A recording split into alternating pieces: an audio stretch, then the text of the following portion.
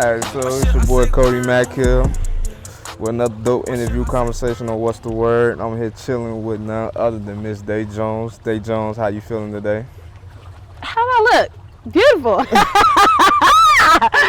I'm feeling amazing. So, backstory for a lot of people that don't know, I've been knowing Dae for, I want to say, almost about 4 years now, seeing like about 3-4 years now. I've been watching her career as it grow. For people that don't know Dae Jones, like, who is Dae Jones? Dae Jones is female entrepreneur. So with that being said, I do it all. I sing, I rap, I write my own music, and I have successful businesses at the same time. Oh, to you. Yeah. Oh, not the camera. No, you ain't gotta look at the camera. You look at me. Oh, shit. It's all good. All right, yeah, so I feel like as being an artist, it's not just about just rapping and singing. You know, it's about being a business person as well, and I'm a businesswoman. And I just carry that over into everything I do because it goes a long way. It should be carried over into everything you do. So, yeah. All right. I think as an artist and watching your career, I think you have the blueprint to what it means to be an independent artist or working artist, like have multiple businesses and how it need to fund your career. So I think you have that blueprint down pat. And moving into like breaking down that blueprint, like how did you get started in music? Like why music? For me, I've been doing music for a long time. It was always my outlet, you know, Okay. like I'm from Cabrini. Been through a lot of shit. My parents wanted my life, you know, and music was like the only thing that was saving me. You know, like I didn't have a strong belief at the time in God because I didn't understand why I was going through what I was going through. Like why my mama not here, why my daddy not here. And I was having, like, I used to be suicidal as a kid.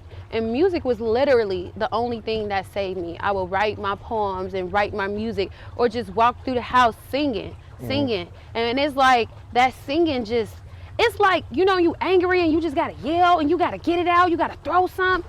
It's like that singing was that for me. Like, get it out.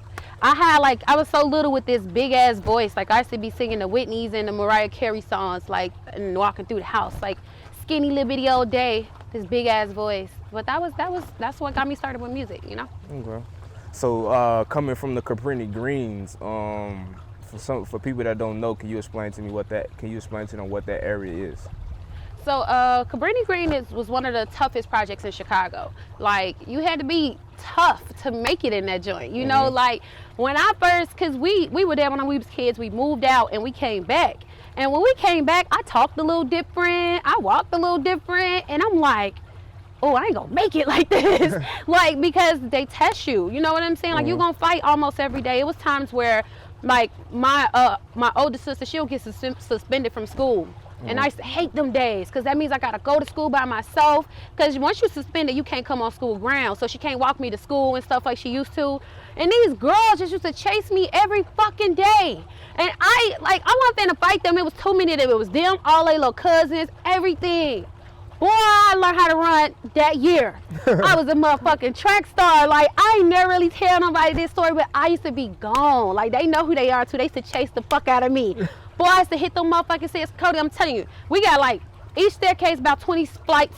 You going down 20 flights of stairs. I used to grab a pole from the bottom. Boom, boom, skip 20 stairs at a time. Boom. You ain't catching me. They used to spit on my book bag and everything. Them bitches ain't gonna spit on me now though. Y'all know what's up. But yeah, man, like shit like that. When I was in middle school, I got cut. Like from being in a clique, because a clique was what protected me. You know, my mom and my parents weren't there. My sister was a little older. She was doing her own thing, and I had a clique. We was the No Limit Girls. My clique protected me. You know, if I looked like I was finna swing, they swinging. Like, if I'm just arguing, they swinging. And so, you know, after a while, it was like that was my protection. But at the same time, that got me into a lot of trouble. You know, we used to get locked up for mob action all the time. And I got cut in my head. I had to get staples. In my fingers. Like, and I'm a little ass girl in middle school getting cut up. So it was, yeah. But, you know, but then that made me tough too. Because I came home ready like, I ain't worried about nobody. You know what I'm saying? You know, because I didn't get beat up at someone, I got cut. You know what I'm saying? It was an incident, but I wasn't no hoe about it. You know what I'm saying? Right. Like, people, after that, you know, I solidified myself. You know, you had to make your name in the streets, and I had to make my name in the streets. They knew not to fuck with me. I didn't have to fight after a while. My clique was so strong. We were so deep. Like 50 of us, deep. So you just said a lot of things that I kind of want to unpack before we move on. So you spoke about your clique and mob action. So what is mob action for people that don't know?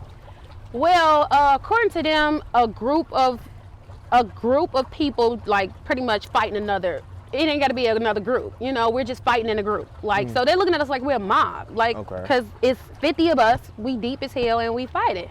So all women? All women. Yep, no limit girls. Okay. Yep. So, you know, Chicago, you know, we like a real big gang banging city. We have gang culture is big. For sure. So these No Limit girls, what gang was that? Or what gang were y'all affiliated at that time? We was GD. Look, I don't know females that's not GD unless they like on some stud shit and they be on something else and they be claiming something else. But if you a female like me and you cute and you pretty, you GD. That's what your family is. You GD. All right, so y'all was GD in the Cabrini Greens, right? All right, so I wanted to get your thought process on, like, as young women, what influenced y'all to go that route? Like, for us, really though, it was a family. Like, it wasn't so much like, you know, it wasn't just about fighting. Fighting was what we did to protect ourselves. Like, we never went out and looked for fights. We just protecting ourselves. But we was a family. Like, we went out together. We did outings. We used to go to the skating rink, tell them bitches down. Like, we had a dance squad. All of us danced. All of us killed on the dance floor. Like, and a lot of times dancing would get us into the fights. We've been on win a competition. Now they want to fight. This is a dance competition. I want to fight. All right, what's up? You know, but like I said, it was a family. A lot of our parents weren't there. A lot of parents on drugs. They were there, but they were on drugs. We was each other outlet. You come to us, you know, like somebody ain't got, we all trying to get the Jordans on the first. She ain't got them, we gonna ante up and make sure she got them. Like, we was a family. Okay, don't worry about you who can't get them. We finna get you some. And that's how we was coming. We was a family. It was cool. Okay. So who was the leader of the No Limit Girls? It was me and my friend Juju. Okay. How did you get elected to be the leader? To be honest, I don't know. I just had that leadership spirit and energy about me. Because when I came about, they weren't a clique or anything. Like, they were just this dancing group and stuff like that. I kind of formed this clique. But the clique wasn't just, like I said, about fighting and stuff. Like, we used to do our own fundraisers. Because, like I said, our parents weren't there. You know, money wasn't there. We had to make a way. So, we would collect aluminum foil and cans around the building. We had a little metal factory behind the building, and we would take them over there, get our little money. Then we had a candy house. We was selling food at the candy house. We was having $5 juke parties. Like, we was making our own money. We was doing our own thing. I put together talent shows. I put together all type of shit with my clique. It was like my early on just entrepreneurship kind of experiment, you know. Like, that's where I kind of got it from. Like, man, you can get a lot of people together and you can convince a lot of other people to do what you need them to do. Like, everybody wants to be a No Limit girl. We had little girls who wanted to be No Limit girls. Like, nah, you can't hang with us. You know what I'm saying? But it's like, just having that influence, it taught me what it can do early on, you know. So that's actually dope, because you utilized the resources you had around you to, you know, to make things happen, and had an entrepreneurship mindset at that young of an age. So you named yourself No Limit, and being an entrepreneur at that young age, was Master P was he an influence on you? What? When Master P came out, and because only thing you could hear about, you see it on the box at the time, you know, it wasn't like big televisions, and sometimes you just hear about the radio. And back in the days, they used to do MTV Cribs and stuff like that. So you get a little bit of insight on what the artists did and to get to where they're at. And Master P was just talking about how he was in the streets with it. He was in the streets selling his CDs, car do to do, in the streets with it. And that's what I relate to. You know, like, everybody in my family, drug dealers or users. Shit. So you know, just that whole mentality, you know, of having a product and pushing it door to door, being out all night. Like I watch guys in the hallway at 5 a.m. in the morning. They start at 5 p.m. and they still in there at 5 a.m. and they get back up and do the same thing. They got the same clothes on for 3-4 days. Like, and I'm still that type of person. It's so crazy because like all I want to wear is jogging pants and a shirt. Like this little sexy shit, it'd be cool, but I just be want to trap. Like that's all I want to do. I just want to trap. Like, but No Limit for sure. Like his hustle, the way he brought his family together and did all of that. I didn't know we had that much power. Like just now till today, I'm learning. Like, damn, he did all that too. On top of that and that and that. Damn. Like, but I didn't know we can do that type of stuff back in the days. You know, I didn't know the power we had. I was too young to understand. But I saw a little bit of what he did, and I'm like, okay, I'm gonna put my clique together. We're gonna make some money. We ain't gonna just fight. We're gonna make some money. Nah, I mean that was very that's very dope to say the least. And I wanted to, you know, you in these Cabrini Green projects and you witnessing like how you witness influenced by Master P, but at the same time you seeing the whole trap things from yourself, from people in these hallways hustling and getting to it. And as a kid, you use that same mentality to dance group Candies, like you were just out here hustling and trapping. So that's dope. I want to know how did you, because you say your family moved out the Cabrini Greens for a minute.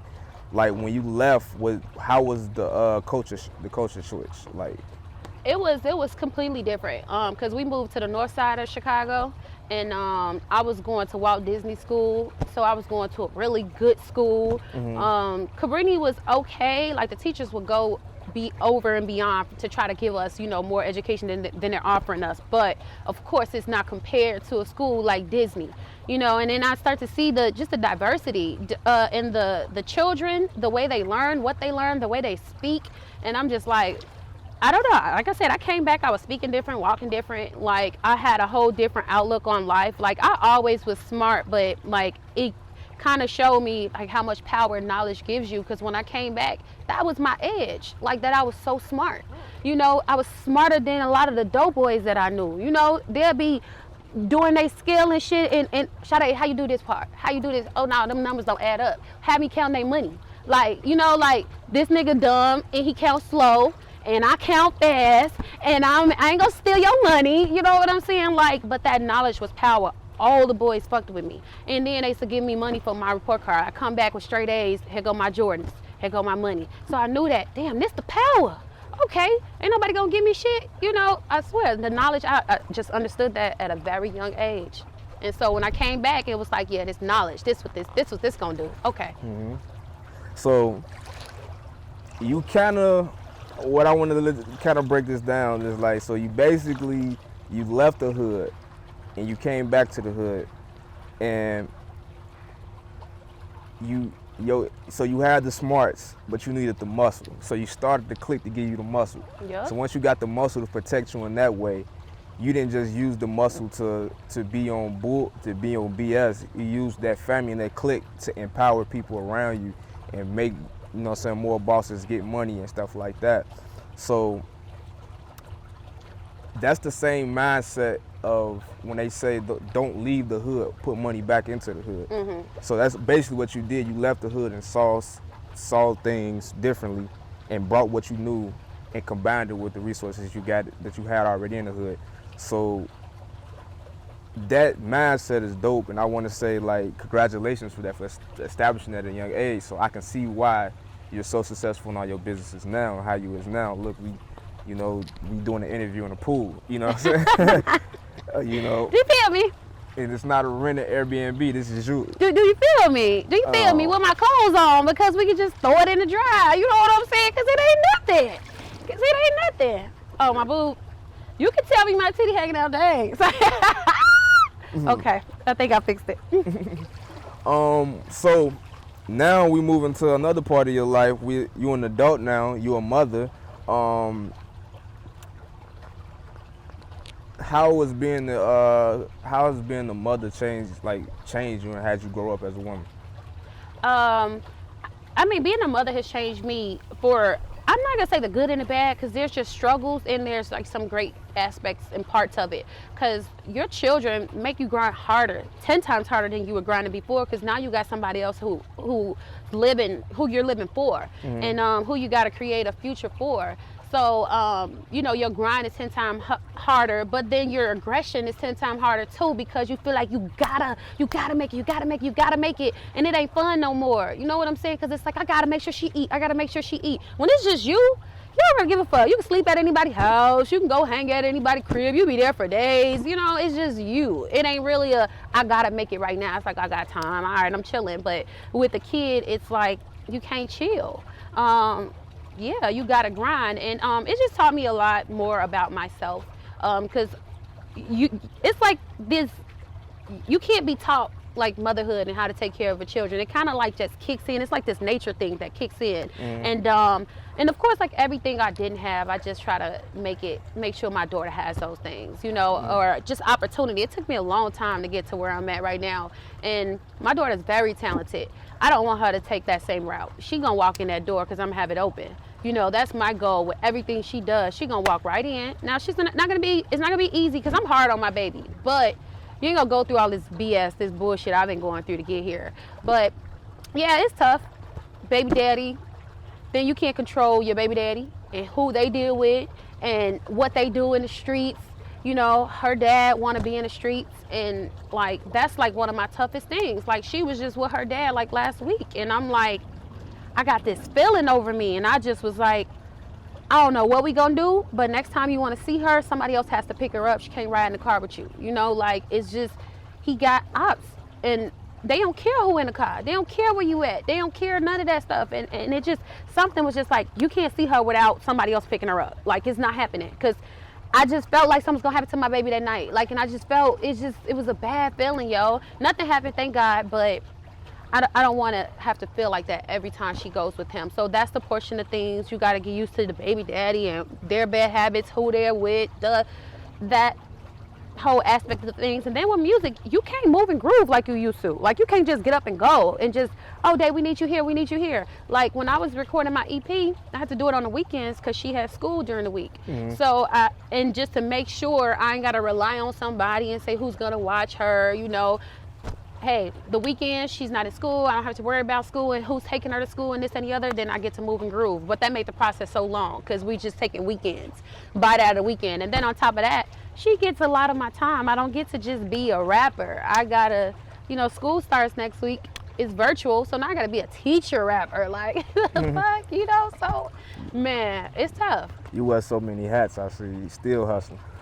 Well, this is, once again, I want to unpack some things that you just said in that statement. So I want to go back into the safety of your child. You know, in Chicago right now, it's a lot of these kids is getting murdered by being innocent bystanders. How, like, as a mother, like, does that change what you do with your kid? Like, bring it, like, do you feel like Chicago is a safe place to raise your child? Oh, totally not. Like, not at all. And that's why we're in the burbs. We love the burbs. Like, and it's not because we think we're better, because a lot of people misconstrue things. Oh, she thinks she better. Nah, I just want better for my child. That's it. Like, the fact that she even knows about killings and knows that these things are going on, it bothers me. Like, you know, I know some kids who don't know anything about this type of stuff that goes on, that there's kids getting murdered and this type of stuff. I feel like it's a time, you know, because it's like trauma, and we don't need to traumatize these kids so early on. You know, just let them be kids and let their minds flourish and be creative without having to, oh, somebody got shot, I'm feeling sad. You know, like, in my daughter's school last year, before like the pandemic and all that stuff, she's like the only kid that brings home or comes to school with stories like, yeah, I went to a funeral, and and they just be like, these kids be like, what, Journey? This happened? This person got shot? You know, it's just like, it's just, Chicago's not the place for kids to be raised, man, because it's just wild. It's like a jungle. Like, every time I go to the city, I be scared, even just on the expressway. And every day I have this mentality of like, I just pray that we not next. And it's unfortunate, but anybody could be next. So, but you coming from a growing up in a place like the Cabrini Greens, you don't think you was ready for this type of lifestyle, or like, because the Cabrini Greens was rough. Cabrini Green was rough, but they didn't play about kids. Okay. Like, if they was at war, they made sure there wasn't no kids outside. Ain't no kids, because this is our beef, not our beef with the kids. You know, like, and I respected that. Even though it's still lives being taken, they made sure kids weren't involved. Like, if there was anything raping going on, like, they catch the rapists, they damn near killing rapists, you know, like, because they touching the kids. So kids mattered then, and it was a code then, it was structured then. Like, there's none of that. Like I heard somebody say the other day, like, I was born in the gang. These kids going online and applying for the gangs. These motherfuckers going on the internet and applying to be in gangs and then just initiating their damn selves. You know what I'm saying? Like, that's not even cool. A lot of these people, like, for instance, like I told you, we came back to the projects. I was a kid. It wasn't my choice to be there. But I had to survive. So it was kind of like, this is where I'm at. This is what I'm going to be. And this is, you know what I'm saying? Like, No Limit going to protect me. You know what I'm saying? I know that. They going to protect me, you know? Versus, like, I don't feel like a lot of these kids don't need that. Y'all just doing it because it's cool, you know? Like, it's just a cool thing, man. It's no structure. They don't care who you around, who you with. They shooting blind. They ain't got no aim. Nah, it's not the same. It's not the same. Like, we experience murders and stuff like that, but not like this. What was probably the most traumatizing thing? Because you say Chicago now growing up can be traumatizing. What was the most traumatizing thing that you experienced coming through the Cabrini Greens? Coming from like living in the Cabrini Greens. I would say, I mean, it's so much that it's tough, cause we ain't even gotta we ain't gotta revert to murder when we say traumatizing, you know, like, just my guardian always breaking a little antenna off the TV to smoke crack out of it. That's traumatizing. You know, every time I walk in here, you on the stove, you know, like, and you ain't in your right state of mind. I can't have a conversation with you, you know, like, that was a lot of trauma for me, having to watch that as a kid. You know, like, when the antenna broke, we already know what's up. Glow smoking on the antenna. It just be like, you know, like, friends come through the door, she's sending y'all right back out. You know what it is, she getting high, like, you know, and I feel like kids don't have to see that today. You don't got a lot of crackheads. That, and then, I would say these dudes, they killed one of my cousins right in the parking lot. And at that time, they didn't care who was out there. It was late, so we probably shouldn't have been outside, but, you know, we out there hanging. It wasn't no little kids out, but they definitely did it in front of everybody. And, yeah, it's crazy. And what's crazier is that one of the dudes who did it, like, he's friends, they all run together. That boy who just turned himself in for killing that little 9-year-old boy in Cabrini, they all run in the same circle. And it's just so crazy. Like, they've been killing after all these years, still. And that goes to show you, like, the police ain't doing their job. You know what I'm saying? This same crew that was responsible for that, that was like years ago, over 10 years ago, about 15 years ago, you know? And this same crew just got locked up for killing a 9-year-old in the same hood. That's crazy that y'all still letting this same shit go on. It's crazy. Wow, I really just had to think about that. It was a 9-year-old kid that just got killed in Cabrini Greens recently. And what's crazy is this the same crew? Like 3 years ago, just killed another one of my cousins right there in the same place that little 9-year-old got killed, in the row houses in Cabrini. This is the same crew that's walking around doing the same thing and just no repercussions. Like, they got out of jail in like 3 years after killing my cousin in the parking lot. And then, I don't even know how. Came home 3 years doing the same shit, you know? Do you feel, like, what's your thoughts behind the police, like, with everything that's going on? Do you feel like the police and the system, do they care about what goes on in those type of neighborhoods, or it's just like whatever? You know, I think it's a handful that actually do care, because, like, I do know some police officers, you know, who actually care. They got the job to protect and serve. But some people you can't protect and serve. you gotta let some people be. So you got your handful that realize that, like, these people not trying to change. We're not finna risk our lives, you know what I'm saying? And then you got some that actually care. Then you got some who just racist. I feel like they get on the force just to hunt black men. You know, that's their thing. Like, they're racist from jump, and this is their agenda. I feel like it's an agenda when it comes to the black men that are being killed by policemen. But there are some good police officers out there. You know, I do some of their taxes, and they good people. They pay their taxes. They good people. You know, so I can't be like, oh, fuck all the police. But, you know, I guess I can see how people look at it like, well, y'all on the same force. You know, if how can you be rolling with somebody who wrong? But they just have females look at niggas who cheat, and they friends cool with them and be like, what you with him? And you cool with me too, and you ain't telling me he cheat? No, I'm not gonna tell you that's the bro code. Like, and that's kind of how, like, with the police, like, this their job, this how they take care of their kids. You know what I'm saying? Like, some people feel like they can't go against the code. I don't know. It's a tough situation to be in, man, because some of them are human. They're human. They're all human. You know, they're human. They got kids. They got shit to do. They got people to take care of. A lot of time, people don't even give them a chance. That's a valid. I never really heard nobody break it down to you like that. When you put it like that, it start making you think different. In regards of personal, like, have you have any personal run-ins or incidents with the police? Not quite. Like, I just try to stay out the way. If I ain't getting pulled over for texting, that's really it. I ain't really had too many situations. Like, in the projects, we always had little situations, because they was killing boys back then. Like, if they catch you in the hallway, that's the thing, because once the boys hit the hallway, you can't catch them. The hallway is a bitch. Like, you know them stairs, you know how to go up them and down them bitches, and they not catching you. You know, police get mad, first thing they'll do is shoot. And that's what they did so many times. And so, you know. Really?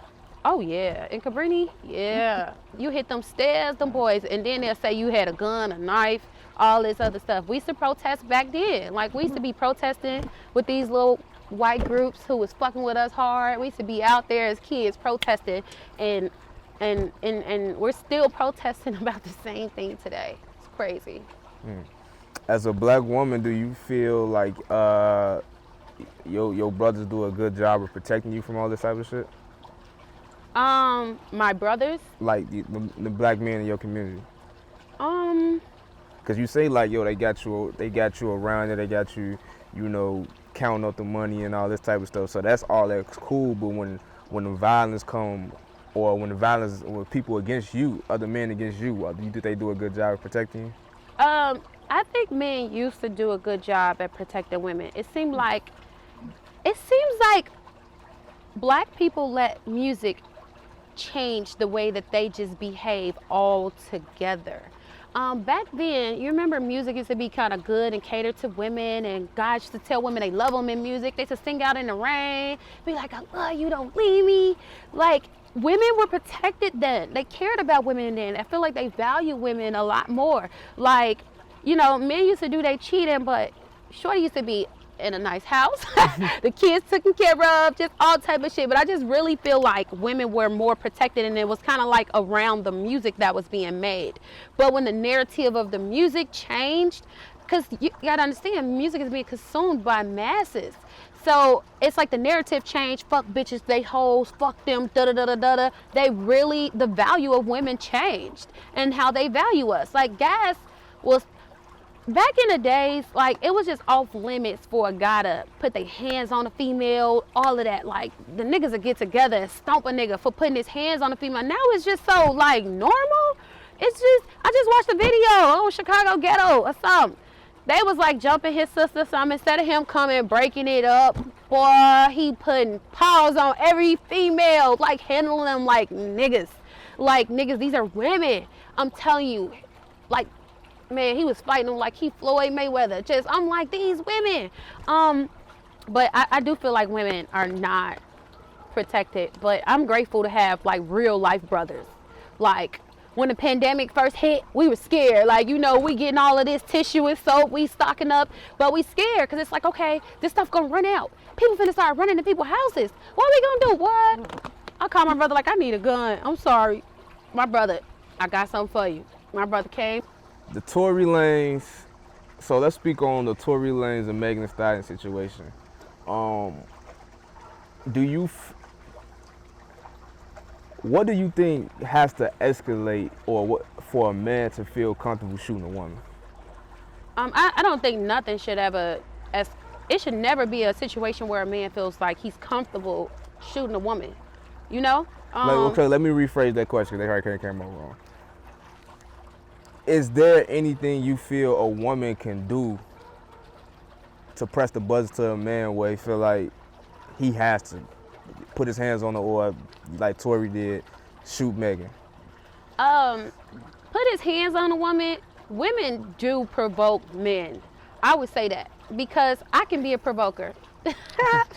Like, I know I can get mad, and I get to swinging, and we swing like we fighting anybody, you know. And you be trying to not do that, but then your reflex, the man reflex, might be like, "Shorty, don't put your fucking hands on me again." You know what I'm saying? Like, cause we do tend to think that it's okay for us to put our hands on them, and for them to not hit us back. You know, like, I don't know why in our heads it be like that. Or we think we could beat niggas. Like, you know, as women, we tough. We think, come on, nigga, let's go. You know, we think we could beat a nigga. No one here beat our ass probably. But I don't think that, I mean, it's tough because there's a line. Like, it's tough. Women will provoke men. But I do think that, you know, men should stand their ground. You are more powerful than us. You know, you can walk away from her, you know. And in that case, it's like we don't even know the truth to the story, because the story is being told so many different ways. You know, and not to say that anything is justifying, but I heard it was a mistake. I heard the gun went off. I heard that he made a mistake and shot her, not pulled out a gun and shot her. So, you know, I can't say too much on that whole situation. I just hope that, you know, Meg's doing well. She gets better. But until Tory's side come out, I really feel like, you know, people just have to wait to get the details. Because, you know, we can't just hop the story or jump the gun because it's a female. You know what I'm saying? Like, because I feel like we got to get the full story. In any case, get the full story and then say whatever you're going to say, pick whatever side you're going to pick. But like I said, I heard from some good sources that it was a mistake. Now, he should have came out and apologized. If you knew it was a mistake, why you didn't come out and apologize? But, you know. Okay. So I want to transition now, and I don't want to negate the fact that, you know, keep it real. Like, no man should, I want to make a statement, no man should put his hands on a woman, nor should he be trying to, you know what I'm saying, shoot a gun at a woman. So we're going to make that statement right now. But as we transition to my next question, I wanted to talk about your entertainment career. We're getting into that. So my stripper career? Oh, like I don't strip. I want to go on because you mentioned your baby father earlier and what he's doing, stuff like that. So a while back, y'all had the whole TV show going on with you and the baby mamas that went, like, I only said TV show, but it's like went on Instagram and it like went viral. Like, I guess it was like him and like all his baby mamas and kids and stuff like that. Mm-hmm. And like y'all 103 baby mamas. How many baby mamas do he have? 3. He has 3, right? Yeah. It was weird. We had like other women coming out talking about they was his baby mom and da da da da. We like, girl, get the fuck on. Yeah. So, what was the thought process about trying to put together a show like that with, you know, your child's father and all his baby mamas?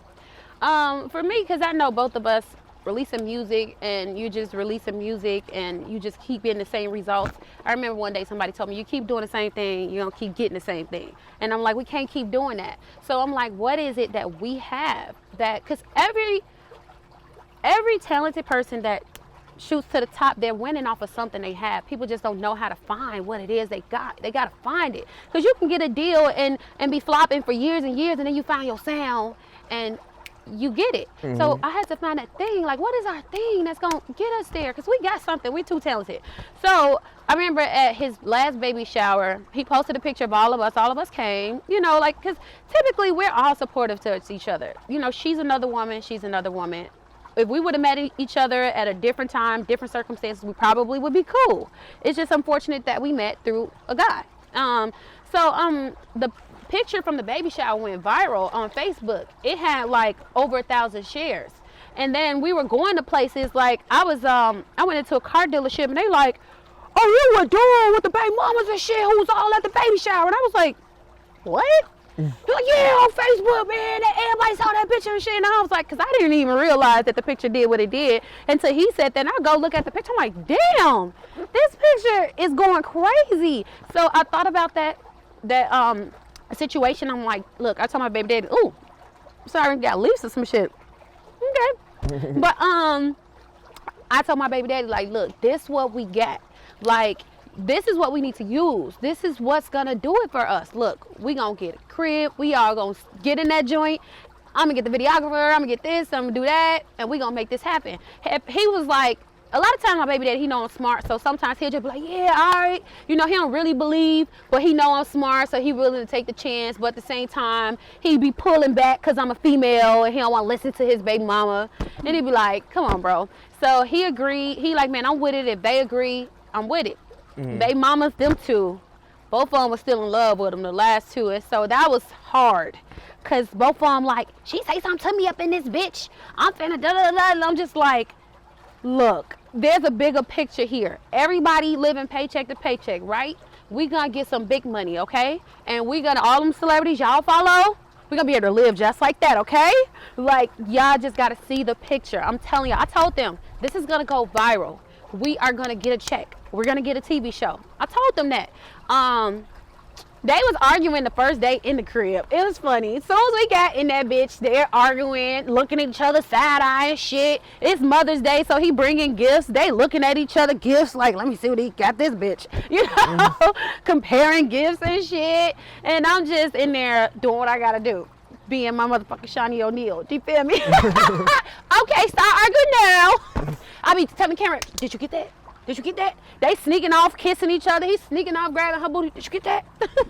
But we started filming and we didn't even release nothing. And instantly the next day it went viral. Like, we woke up in the morning. First we hit T-Tenders. And everybody texted me like, y'all on the internet, y'all on the blogs. Then after T-Tenders, I'm in the tub. I'm cooling like, okay, yeah, this finna do something. I told y'all. But then it hit the shade room. And I'm like, there you go. My phone started going crazy. Dang, y'all on the shade room. Y'all on the shade room. Then we on every block, every block, every block. And it started doing what it needed to do. Exactly what I told them it would do. And we started getting calls, good calls, good calls. But, you know, I don't know. That could have been a really good thing. Because, you know, it's not even all about the drama. It's also about, because our kids love each other. Our kids genuinely love each other. And it's about being able to be under one household. Because I actually didn't think it was a bad idea. It was dope idea. Here it is. You saving money. Because all of us got our own cribs. That's 4 of us with our own cribs, paying rent. And then if we need a babysitter, I'm dropping them off to this baby mama. Brittany, can you watch him? Journey, Brianna, can you watch Journey? Day, can you watch him? Can you watch him? We could be in one household and just leave. Okay, y'all here. I'll see y'all later, Journey. She cool. You know, she's raised with her siblings. We're saving money. And like, who says you have to be in the house all day, every day? You know, you come and you go. You know, and you get to raise your kids in the same household and with love. Like, our kids, I guess, they love each other and they love us. Like, their kids call me TT. My daughter called them TT. They don't know, like, they don't know who I am, but they know that this is my TT and I love her because she loved me. And yeah. So this could have been just something, because I do feel like we helped a lot of baby mamas and baby daddy situations, because they looking at us like, y'all see them, they can get along, they can do this, they can do that. Why the fuck y'all can't even have a conversation with each other?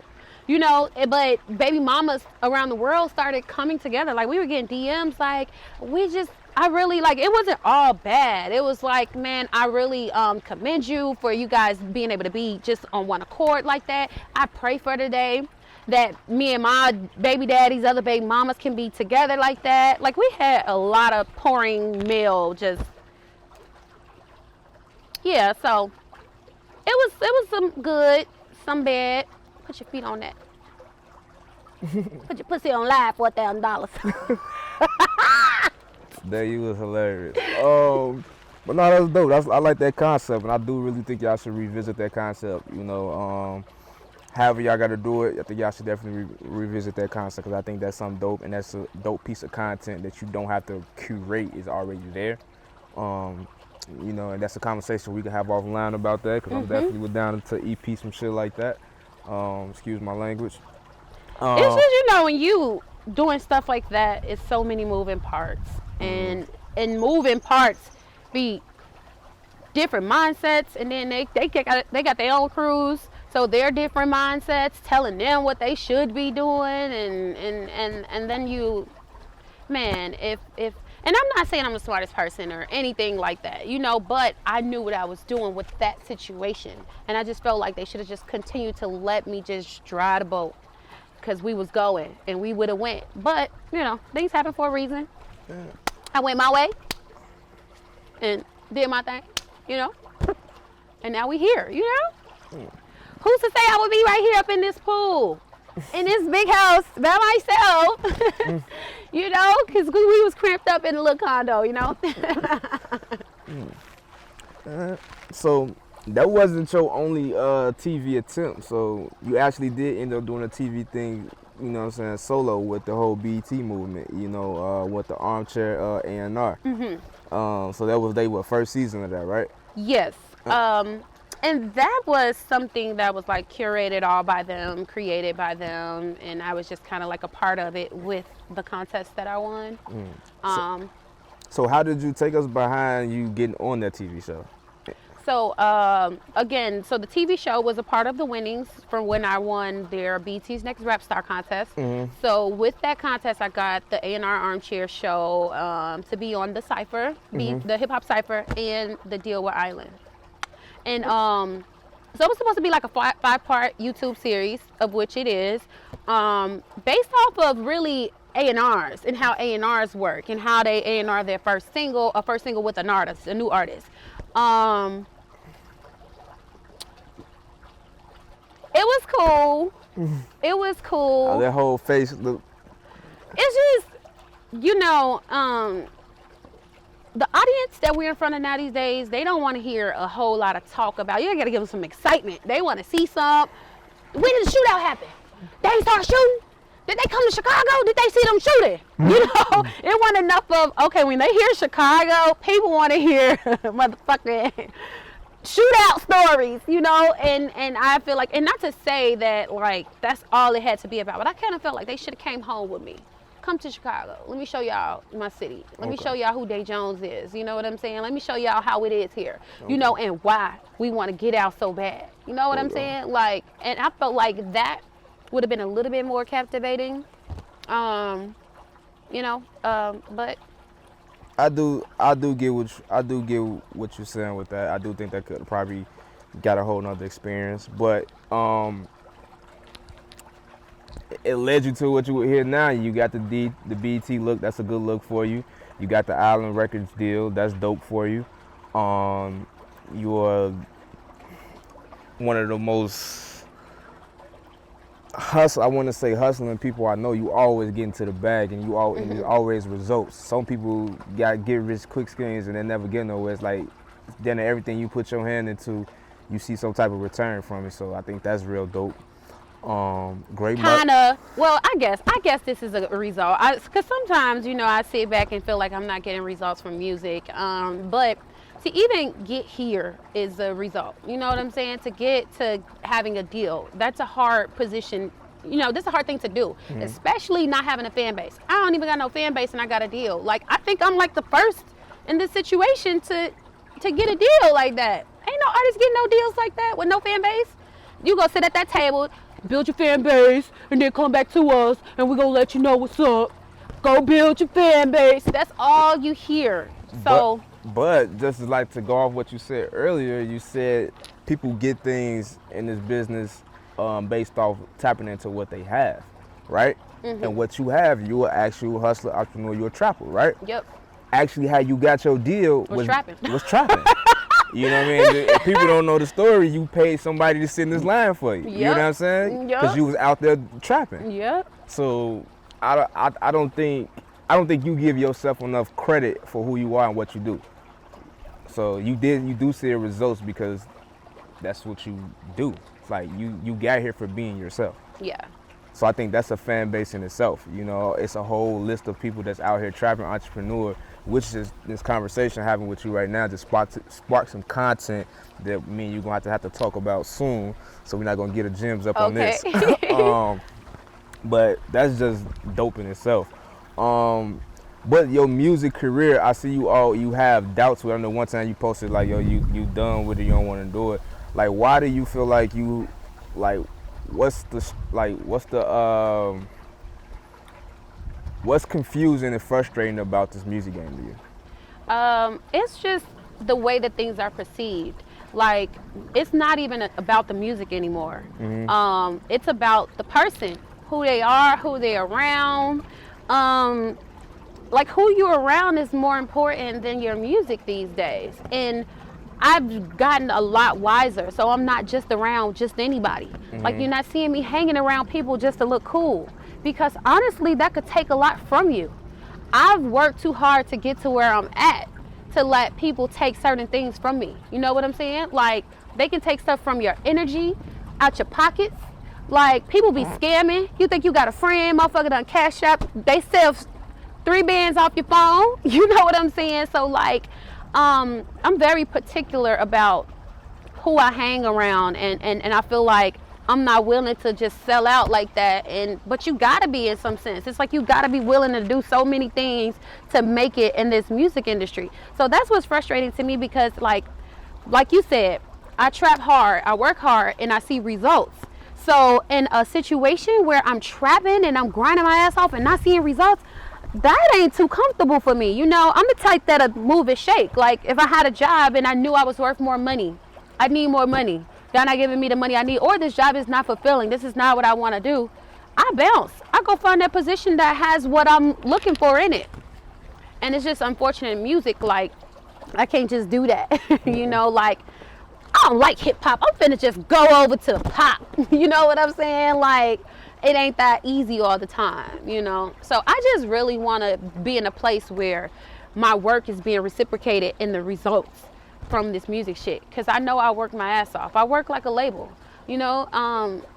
And that's what's frustrating. And then even to not get recognition for it. Like, people look up to some of the weirdest shit. Like, it's just weird. Like, oh, he always got 4 guns on his hip, I fuck with him, da-da-da-da-da-da. When it's like, I think I'm too smart for my good, so some people don't want to be around me. You know what I'm saying? It's intimidating in some sense. You know, because a lot of people are not that smart. I don't know if you know that. Look, you talk to some, and you probably talk to a lot of them. Some people, now don't get me wrong, because just because they from the hood don't mean shit, I'm from the hood too, whatever. But some people open their fucking mouths and they be like, damn, that's how you think? Ooh, you know, like, you don't even want to be around them. And so when I open my mouth and they see that's how she think, it's intimidating, because it makes them feel so far behind. Like, damn, that bitch smart. Damn, like I'm like the people who they sit in front of to get their deals. Like, that's how my brain really works, you know. And them ain't even people they like to hang around. Like, we don't want to hang around y'all. We just want y'all to cut the checks. You know what I'm saying? Like, so I'm like that person. Like, we don't want to hang around you. We just want you to cut the check. You know? Like, I have artists that'll be asking me about how to get money and won't even do a record with me or something. You know what I'm saying? It'll be like, you help me start a tax business, but they won't like none of my music or none of that other shit. You know, it's just weird. It's just weird. I can get that. I don't think you should let that hold you back. Have you ever thought about, like, because you have the CEO mindset, and that's very uncommon. It's proven that you can build the infrastructure. It's proven that you can get money out of situations. It's proven that you can get yourself to a position where you have a deal and you with a record label when you're doing things like that. Have you ever thought about just actually starting your own independent label and just signing other artists and just say, fuck it? You know what? Totally. Because before I got the deal, that's where my head was at. I was working with an artist. I was trying to manage him at the time. He didn't have a manager. Duke Acapella from Northside, Thorndale. Hot. He dope. And I feel like he's so underrated. I feel like he should have a deal, and that was my goal, to get him a deal. But you got to get a lot of these artists to value the information that you give them and listen. You know what I'm saying? One, take it in, value it, and listen. A lot of these artists don't value you if they don't see you at a CEO seat at the label, your information ain't valuable to them, you know? But it's like, you see I'm a CEO of my own company. You see I'm running a successful business, and I'm doing everything that your favorite rapper's doing with my own money. I think that's enough to just listen a little bit, you know? But people don't value certain things, and I don't know I don't know why. So it's like, he wasn't listening. He didn't want to listen, you know? And I was just like, this ain't the energy I want. You know what I'm saying? I can't be dealing with people, because especially if you thinking about putting your own money up on somebody and they don't want to listen to you. Like, I ain't got label money, you know, big label money. I got a little money, but I ain't finna blow it either. I'm not rolling like that, where I'm finna just blow my money on you and you don't even listen to a motherfucker. Nah, we not rolling like that. So I fell back, and a couple months later did my own thing and walked myself into a deal. But that's still something that I do want to entertain. You know, I do feel like I can find some people who are willing to listen. But that comes along with the way they perceive things, because it's going to be like, oh, she had a deal, so maybe she does know what she's talking about now, you know. And it's weird. And it's like, I can just walk up to anybody. He can just be regular dressed in Starbucks and just have a good conversation. But it's that conversation that I pick up that let me know that you about something. Like, I want to know who he is. I get to Googling motherfuckers and shit. Let me see who this person is. You know what I'm saying? Just off the way you speak.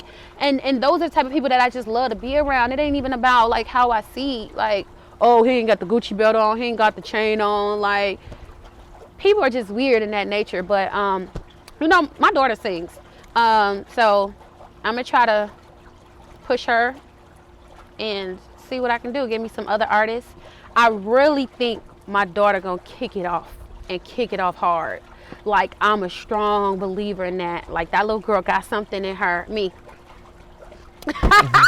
But she's so talented, and kids are just not afraid to be anything. Like, they're not afraid. They don't care how they're looked at, how they're perceived. They don't care about results. They don't care who watched the video. Oh, so what? I like this video. If you didn't, it doesn't matter. Kids are cool. She's so cool, and she can sing, and she got the look. And she got the friends and the peers. You know, when you in school, it's a lot easier because you got 30 kids in your class and it's 1,000 kids in school. And then they got friends at home and siblings at home, and then they just spread like wildfire. So, yeah. You have the whole marketing plan down packed. Oh, yeah. I'm walking hot. You was a straight CEO. That's what's crazy. That's why I think the knowledge you have in your head, what you know with the right situation, and might, like you say, with your daughter, that's going to take you. It's gonna take you places, and I want to quote this because I see it, especially after having this conversation with you. I see it more. You said in an interview with somebody else that you said you wanted to be viewed as like the female Nipsey Hussle. Mm-hmm.